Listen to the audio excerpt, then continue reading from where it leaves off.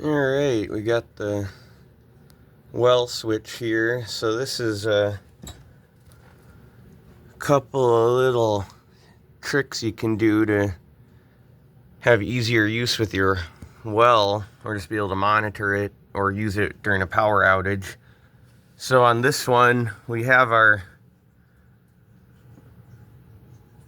breaker hooked up now, the GFCI ground fault switch, and then the well pump. This just runs up right into the pressure switch. You unplug that, then if your power's out, you just plug it directly into the generator and it'll run the well. And then this is a indicator, well on indicator. So what you do is you got your power. This one's power coming in, then obviously you got the contacts, and then you have your power going out. That's going to the well pump. This one's just going over to this light fixture.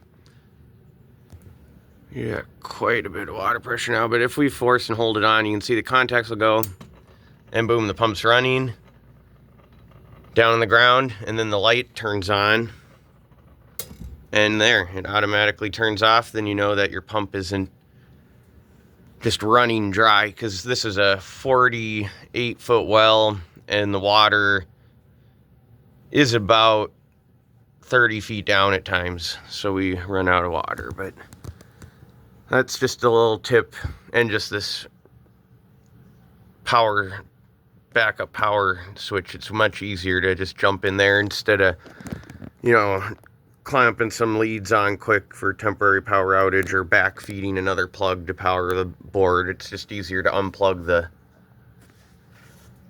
pressure switch right there. Yeah, and then the indicator light now. So big step up compared to the old shallow well pump that used to sit here and be very noisy. And got a little electric 115 volt half horse submersible, so nothing too crazy. We're only running 48 feet deep.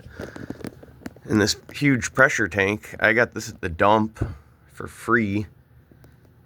We're $1,000 new. Their person's well must have sucked sand and it filled it all. I cleaned it out, and it's been working great. This model's a 2017 and it's been working good. A lot better than the 2010 I had that had a leak in the air bladder.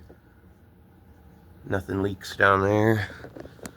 We've got a little leak now in our new pipe.